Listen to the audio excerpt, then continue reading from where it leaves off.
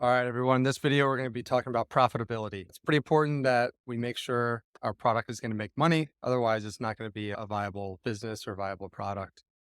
So just to remind everyone, here's where we're at in the series here. We've already identified the niche. We've done market research. I'm going to come back to this one and do the profitability.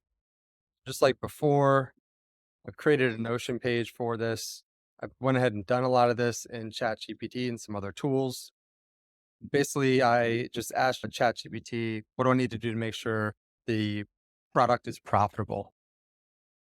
And here are some things it gave us: cost analysis, calculate fixed and variable costs, pricing strategy, sales projections, market demand, which we've already done some of this. Then you calculate your profit margin, profit estimation, sensitivity analysis, moderate and adjust. We're not going to do these bottom two here, but we will get into these top ones. I'm going to show you some tools that are available for everyone that are pretty easy to use. First is Amazon Profitability Calculator. So everyone has access to this. You can just go type into Google Amazon FBA Profitability Calculator. And yeah, basically you just need to input product information. So I know some of this just from having worked on the product. So you're going to have to estimate this if you don't know it, but you need to know package dimensions, unit weight, product category, and estimated item price, but you can play around with that. So what you can do here is you can play with ranges. So you can, in this section here, I could go all the way from 100 and it changes the calcs here all the way up to 200. As far as inputs, it tells you the Amazon fees. This tells you how much Amazon's going to charge you if you do FBA. So again, this just to go over, this is two sections here. This is Amazon fulfillment. If you have Amazon ship it for you, which means you would be shipping product in bulk to Amazon, or your fulfillment, meaning in this calculator, you'd still be selling on Amazon, but you are shipping from a warehouse you own or something that's called a 3PL, which is someone that does the shipping and fulfillment services for you. So if we just assume FBA here, you can plug in your price. It tells you your Amazon fees, tells you your Amazon fulfillment costs. So these are costs that you can't really adjust. This is just what it is. Then we have storage costs. So again, this just tells you what it is. You can't adjust this. You can, I guess, put in down here estimated sales, but for simplicity, we don't really need to do that yet. Then other costs, this is important. So this is your cost of goods sold. So really think about this. If you're like thinking about it from an Amazon perspective, this would be the cost for you to get a unit to Amazon. So you need to buy it, get it shipped to yourself if you're doing any kind of modifications to it, and then ship to Amazon. So basically everything needed to get a unit into an Amazon warehouse. That's the cost that you need to put here. So if you're buying something from China and they're shipping it directly to Amazon, then it's the cost that you pay the supplier plus the cost that you pay to ship it to Amazon. So everything up front needs to be put in here. So for the purpose of this calculator, I know just from the product development that I've done that this product is going to cost in the range of 50 to 70 bucks to get to Amazon. So I'm going to go conservative here and use 70. And then I'm going to just look at this range and see, okay, if it's 70 and then the retail item price is 200, it's still showing a profit per unit of 86 or a net margin of 43%. So that's pretty good. If I put those same numbers over here, this would be doing the fulfillment ourselves. Shipping, this is where you can decide on whether or not to charge the customer for shipping. In my opinion, most customers are used to free shipping because of Amazon. So I'm going to play with this, just doing 200 and 0. You end up, let's see, made some assumptions again here on how much it costs to fulfill based on research that I've done. I'm going to put 25 in here to be conservative. But you actually, for the same exact retail price, if you're doing your own fulfillment, this is showing that you actually make less profit, which is consistent with what we've seen. Now, if you want to charge the customer for shipping, you put in here $20, you're going to make more profit, but you're likely going to get less sales because customers don't like being charged for shipping anymore. So I'm going to stay on looking at this Amazon fulfillment method for now and really just play with some ranges. From the previous video, you know that customers are willing to pay 150 to 200. So I'm going to basically put money or put the ranges there. And if there's 150 and a $70 unit cost, it's still showing a net profit of 43 with a net margin of 29. We like to see at least 30% on a net margin here because this is not factoring any marketing costs. And we'll get into that in a little bit, but we want to get at least 30 here. So I know that we need to, in my opinion, the lowest price is going to be 150. And we really need to work on getting this cost of goods down so that we can make as much margin as possible. And so we have money for marketing. Okay, so what I did was basically just put a couple of these scenarios and pasted it in our Notion page and looked at what the possible profits could be at the different price points. And then I built a separate Google Sheet here just to put some of this down and start playing with some numbers.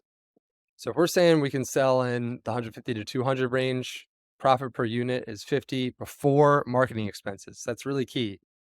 You need to get this in front of people to sell it. So I'm going to just make an assumption that we're going to pay $25 a unit for marketing. And that's just to get something in here, which would show us a profit after marketing expenses of 25. So this is pretty important to make sure you're thinking about how you're eventually going to market the product. I think it's good at this point to put in 25. And just to give you guys a little bit more background into that, I just did some Google searching on the average cost per conversion for Facebook ads. And here's a really good chart that basically shows you, this is basically how much you need to spend on Facebook ads to get someone to actually buy your product. The average across all industries is $18.68. So it's a lot of money, right? You need to pay that to get someone to buy. And there's different ranges here depending on the industry.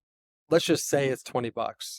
So you need to be factoring that in when you think about what kind of product you're going to sell and how you're going to market it. If you need to pay $20 in Amazon ads just to sell one unit, if you're selling a $15 unit, then you're not going to be able to be profitable from ads. You would need to sell multiple units, or you need to play the long time value of a customer. That'll be a later video.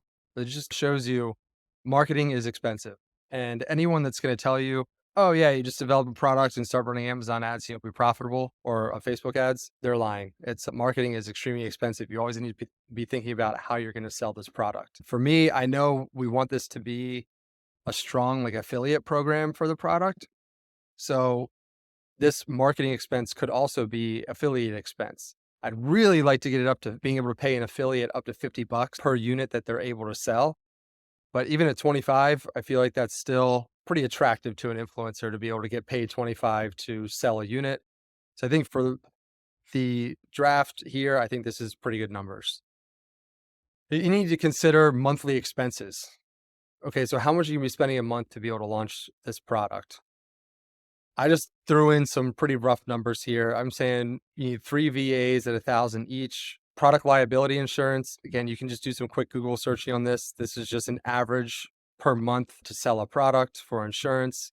Softwares, they actually add up. This is website, marketing softwares, Google Suites, Shopify's. I just put a placeholder here for $250 based on what I know, but these do get pretty expensive. Owner salary, do you want to pay yourself or are you going to put everything back in the business? I just put a placeholder here of $2,000 a month. You can play with these up or down, but this is just rough numbers. Let's say you're going to need to spend $6,000 a month. So based on that, if you're making 25 a unit after marketing expenses, basically this is saying you need to sell 240 units a month just to break even for these monthly expenses. Again, you can play these up and down. Let's say it's 10,000 a month in expenses. You need to sell 400 units. Again, if you only think you can spend 5,000 a month, then you need to sell 200 a month and basically call it 6 a day. So if we keep this at 6,000, it's basically saying, okay, every month we need to sell 240 units, which would be 8 units a day. Based on the analysis that we've done on market size, both on Amazon and off Amazon, I'm pretty confident that we can sell 8 units a day. So I think this still works out, but these are just the kind of things you need to make sure to think about when you're doing product development. Can you sell enough to pay for the expenses? Is this a viable long-term product? And how can we get all these numbers to work out and make sense? I don't have them in here because I want to do this in later videos, but don't forget about upfront costs as well. There's trademarks, website domains, patents, prototypes, and your initial production orders. This is pretty important. We talked about how I think the unit cost is going to be around $70.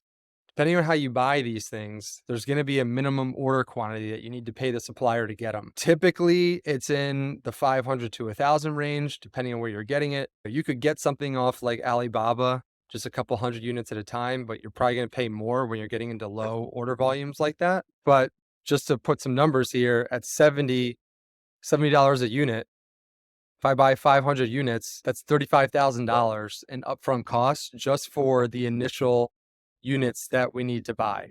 So that's 35K.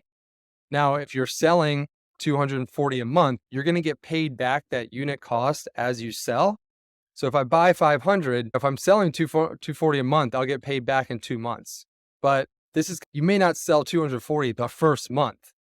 So to get paid back for this initial 35,000, it may take 3 to 4 months in the very beginning. And that's just something to consider. How are you going to finance this? And that'll be a separate video on financing and where to get it and how to do it. But basically a car payment to launch a product that's this price point. And there are ways to do this smartly, and we'll cover those in later videos. But that's it for now. Let me know if anyone has any questions. Talk to you soon.